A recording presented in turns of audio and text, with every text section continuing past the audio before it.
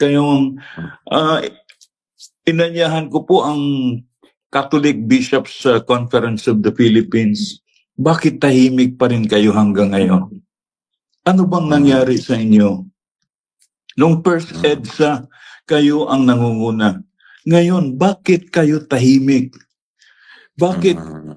Ano bang katotohanan ang kailangan pang inyong malaman para kayo ay magsigaw? The truth should prevail and the truth will set us free. Galing po ako ng seminaryo, magpapari sana ako spokes, ano? Kaya lang naiba ang takbo ng aking buhay.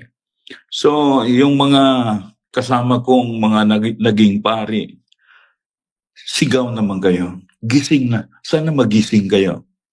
Dahil this is only the legacy that we can, that will be cherished by the next generation sa mga kabataan, na tayo ay gumagawa ng paraan para sila po ay magkaroon ng magandang buhay.